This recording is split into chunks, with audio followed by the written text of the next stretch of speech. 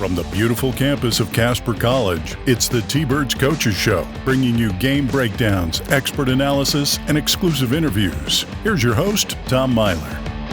Hello, T-Bird fans, and welcome to the first episode of this season for men's basketball. Joining us for the first time in probably about 3 years. Yeah, we talked about 3 years. Head coach Dion Anderson. Welcome to the studio, Coach. Thank you so much for having me, Tom. I really appreciate being here. I mean, it's a great to have you here. We get to talk about basketball, and of course, we just gotta have a fun time. Yeah, of course. I'm super excited. Looking forward to all the crazy questions you're gonna ask me. I mean, we'll keep them somewhat tame. I mean, about the craziest we get is really about hey, what are you gonna dress up for as Halloween? Oh man, as a basketball coach, gonna put on my suit the night before because we played November 1st on Saturday. So I'll just be at home. Well, actually, we're gonna be in the hotel, so I'll be in the hotel with my full basketball suit on, just visualizing, mentally preparing. I like. Well, I'm assuming you've done a lot of other preparing, but visualizing, I've heard it's like half the battle, right? No, it's key. Visualize. It's key. You got to see the victory before it happens. Yeah, absolutely. That's what some great philosopher said. I don't know which probably one. Sun Tzu. That sounds like probably it. Sun Tzu. We'll go with Sun Tzu. Like that. Well, fans, in case you want to know, and if you haven't already kind of heard, so Dion Anderson started as assistant coach, been the assistant coach for 2 years. Tom Park stepped down, and you are the new head coach of the Casper College men's basketball team. How has that mantle felt so far on those shoulders of yours? It's been a lot of change, a lot of increased responsibility for sure. But I feel like pressure makes diamonds. So you got to be comfortable with being uncomfortable. And that's really what the past couple months since April have been for me. Just getting used to a new role, new responsibilities. But I feel like I've grown a lot, not just as a coach, but as a man. And getting the guys here and getting to lead them and help them develop has been great so far. So I'm super excited for our season. I'm super grateful for this opportunity, and I'm really just hoping to make the most out of it and, bring home a region championship for the Thunderbirds. Yeah, I mean, we're all full of a gog for you and for the team. And there's a couple of things in there that you said that I want to address. But first, before we kind of move into that, especially talking about how last year ended, and you mentioned getting a Region 9 title, that's all what we're hoping for, right? What's kind of been, so far, your favorite part of being a head coach, and then your not so favorite part of being the head coach? Favorite part of being a head coach so far has really just been the increased creativity I have, like everything that I have an idea or the past couple of years that I've been working up, leading up to this, things, plays or concepts that I thought, like it would be cool if I got an opportunity to do this and teach this. So not really changing up too much from what we've done the past 2 years, but definitely added in my own kind of flair and spin on certain things. So that's been the best part of it so far, just really being creative and being able to, go back into all the files and folders I have of different plays and everything and being like, okay, like we're going to try to do this year. Worst part, outside of the preseason paperwork, man, that was honestly tough, getting all the paperwork done, all the behind the scenes logistics that no one really thinks about, getting used to and getting up to date on, what I need to do in that aspect of a head coach. And then just really the day-to-day, just managing all the personalities. And, if people aren't playing, then as an assistant, it's like you're always the good guy. People come to you, and they're like, hey, coach, why am I not playing? And then you can kind of give them, from what you and the head coach have talked about, suggestions and everything like that. But as a head coach, a guy doesn't play or a guy, isn't getting the opportunities that he thinks he should, it's your fault. So, just shouldering that and not taking it to heart has been, a challenge at times, but something that I'm working through. It's something that comes with the job, and, it's part of it. Well, you weren't kidding about that pressure, that added stress of dealing. And that really is something that fans don't see. We don't see the behind the scenes to make sure you're compliant with NJCAA. I mean, scheduling, getting hotels, or, even what you mentioned about players, of managing them, their playing time, making sure they're happy, that culture of the team. That's a whole lot. It's a lot. Heavy is the head that the crown bears, or however that saying goes.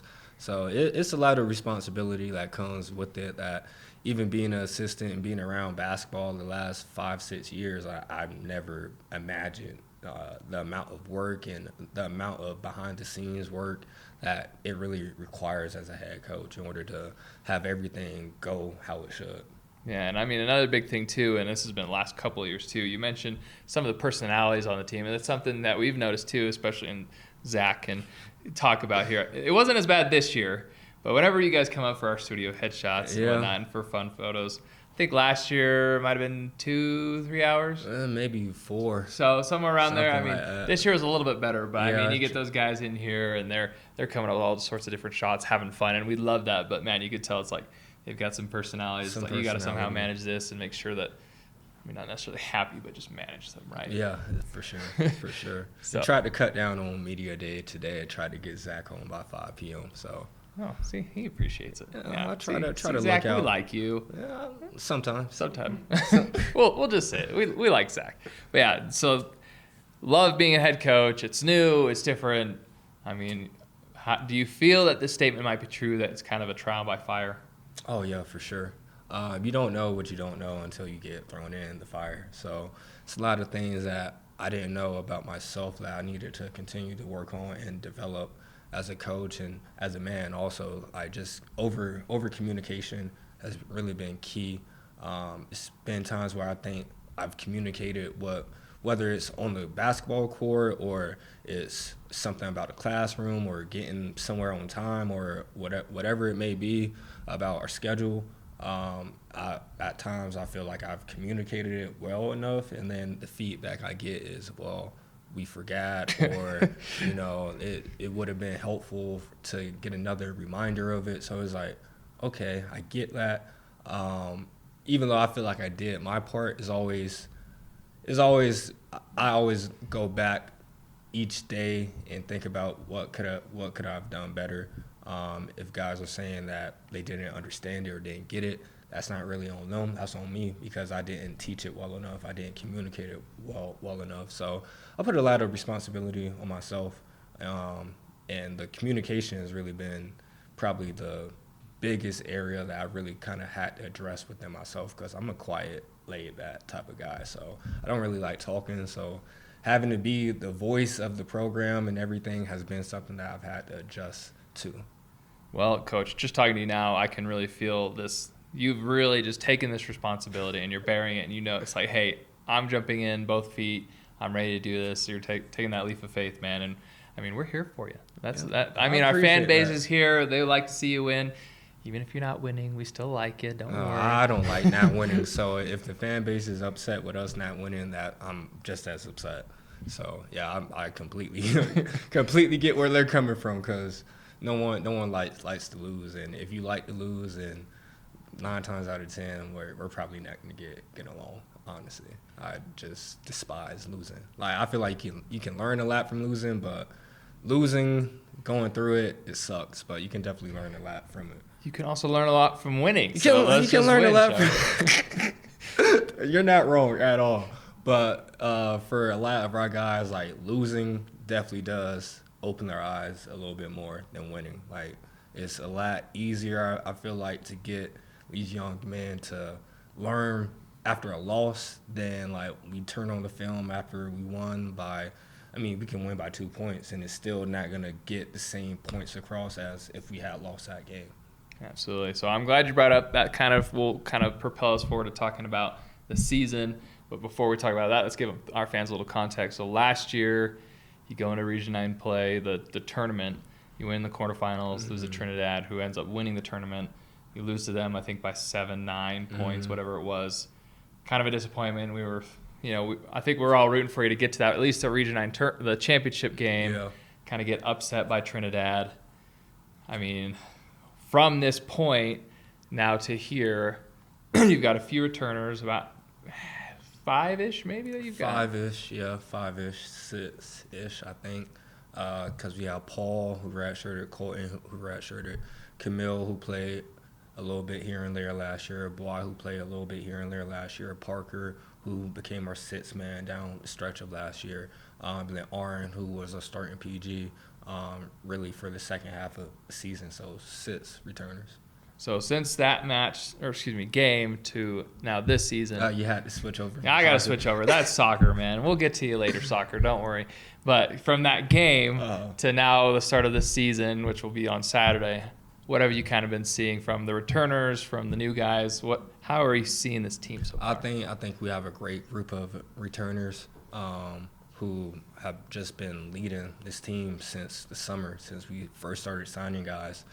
They created a group chat, really tried to get this group connected, up to speed with what the culture here at Casper, what the expectations are.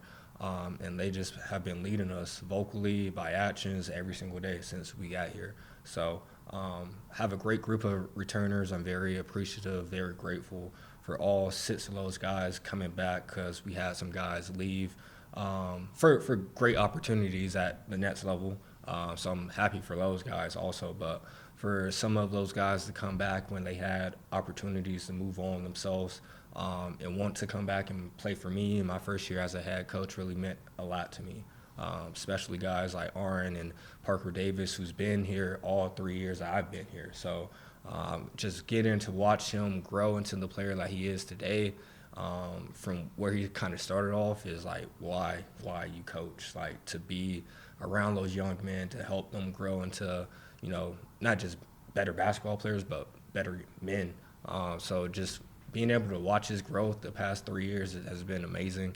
I think we have a very exciting group of newcomers, have a really great backcourt with Zaire Richardson, Nazir Washington, who's a transfer from Harcum Junior College, who both of those guys can really fill it up, great scorers, who I feel like are really gonna be great for us once we really kind of get it all figured out.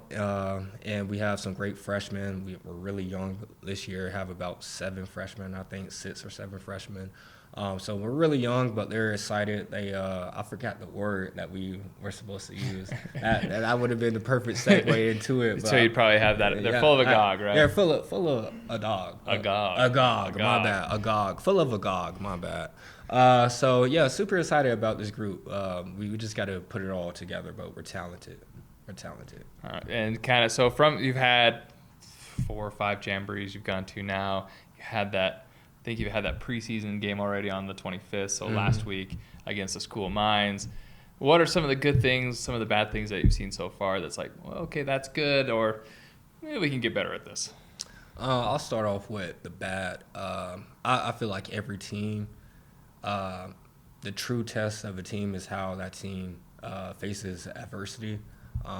Just at times with this group and even groups before, it's like you have to teach each team how to deal with adversity, how to overcome it, how to address it.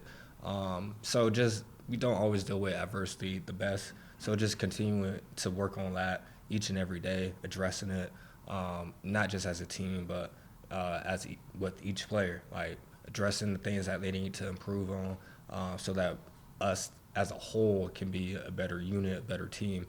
The positives, I feel like we have the ability to score a lot of points. We have the ability to score a lot of points. Do you like watching people score? We're smaller this year, but that also means that we're faster, we're quicker. So we show a lot of signs on defense. I really kind of like how aggressive that we can be when we're all really locked in. And I feel like when we're really playing together, it's going to be hard for teams to stop us because we have so many guys who can score.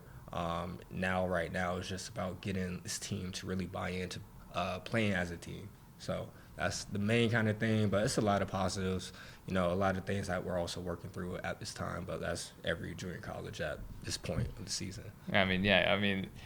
It's the season having started, like halfway maybe through the season, hopefully by then they're kind of getting that cohesion, saying, halfway, we got to figure this out in the first 10 games.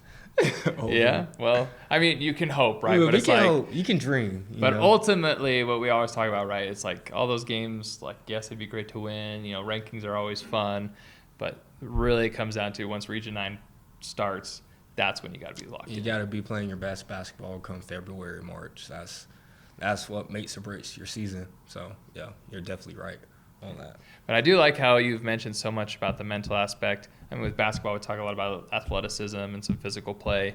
But I mean, even just, hey, if you're in this situation and you're down, being able to fight back, or if there's something going on in your personal life, be able to fight through it and work through it, or being able to be vocal about it. And I'm kind of seeing you as a coach here there, Coach Dion. It's kind of fun to see kind of what you're focusing on, the kind of culture that you're wanting to build with this team. And I think we're going to do pretty well this year. Yeah.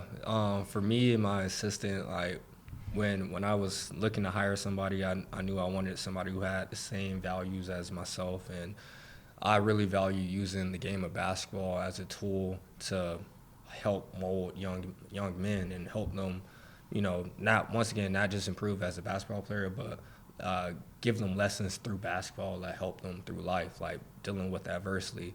I always talk about getting to that next play.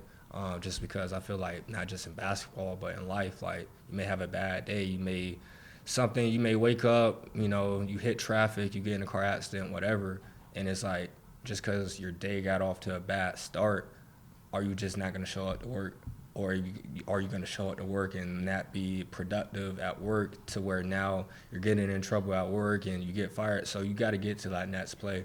You got to always move forward. You can't change what already happened in the past. None of us have that power, unfortunately.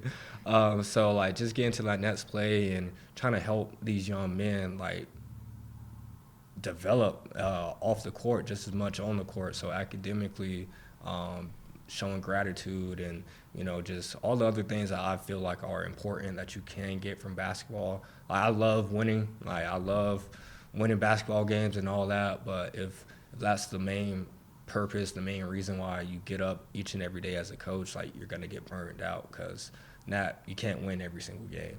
And you have to realize that, hey, these young men came out here to play for you, and, like, they came out here because, you told them, hey, like, you come here, we win, you go D1, but it's also, like, you got to have that genuine relationship with them to where they trust you, because if kids don't trust you, no matter what sport it is, that you aren't going to get the most out of them. So building that real relationship with them so that I can challenge them, hold them accountable, so that they can grow not just as a basketball player but as a man during their 1, 2, or 3 years here at Casper. Well, I think these student athletes, are in very good hands with you, Coach, and that makes me feel really good for this upcoming season, right? So November 1st is when it officially starts. You already mentioned you're going to be in your basketball suit, prepping. You're going to be ready that Friday night. October 31st, I'm in the hotel room. Probably get there about 5 o'clock. I'll put my suit on and just be locked in, man. Because you play a very tough team in the form of Snow College Saturday. So opening day, you're playing in ball place is Scottsbluff, Nebraska. Nebraska. Weird place to play Snow College, but okay. Got to make it work. Scheduling issue. Something you learn about as a head coach, scheduling issues and just being flexible, making things work. I don't duck any challenges. I feel like the best way for a team to improve is to play other really good teams. So I don't want to play prep teams. I don't want to play Division II JUCOs. I want to play the best of the best. And with our location, we're able to play Region 18 a lot. So the Snows, the Salt Lakes, the North Idahos, and those are all really great programs. So I didn't want to lose the opportunity to play Snow. So I was like, hey, let's find a way to make this happen. We were able to get it down at Western Nebraska. We're going to play one game and go back. They're going to play Western Nebraska and us down there. So I just wanted to compete. Wanted to compete against the top 10 team in the country and see where we're at first game of the season. Well, you're definitely not dipping your toe in, that's for sure. You are once again jumping all in. You got to go all in. Why not? You only get one. A lot of people coach for a long time, never get an opportunity to be a head coach. So, like, I'm taking this year, like, I only get 1 year at this, so I'm going to go out here. I'm going to play the best teams, and win or lose, I'm not going to have any regrets looking back on this season. Well, no regrets was what we're hoping for. So against Snow College, what does your team need to do to be competitive against this team? We got to rebound. They're huge. They have like 2 7-footers, a couple guys who are 6'10", 6'11". So we got to rebound. We got to have all 5 guys in the fire. Can't have anybody leaking out. We got to play together as a team on the offensive side of it. I feel like if we do those 2 things, we definitely have a shot. I feel like we have firepower to match up with, their ability on offense as well. We just got to all 5 buy in to holding them to 1 shot as much as possible. And I feel like if we do that, of course, the other things that go into winning basketball games, minimizing turnovers and, bad shots and all of that. But I feel like if we play as a team, we definitely have a shot on a neutral side. Well, I'm going to bring up soccer because I've already done it before. And with, any of the coaches are always saying 11 always beats 1. So I'm imagining with basketball, Always. 5 always beats 1. 5 always beats 1. That's something that we've talked about a lot in our preseason jamborees. Like, we got to play together as a team. And the times that we do play together as a team, we look really good. Like, teams can't stop us. So just really trying to make that a daily thing to where we don't have to take 2 steps and then take 3 steps back with it. So. All right, Coach. Well, I think we're ready. Is there anything you want to let our fans know? Any final comments? No, I can't thank you guys enough for all the support throughout the years. Really looking forward to the season. Open up our season this Saturday against Snow at Scottsbluff. But our first home games are November 14th and 15th, so I would love to see Sweet packed out. And then if you can't make those games, we play again 2 weeks after that for Thanksgiving, I think the 28th and 29th. So we only have 11 home games this season, so I really would love to see the Sweet packed out as much as possible this year. Well, you heard it straight from the head coach, folks. But until then, we'll see you next time. We'll see you next time.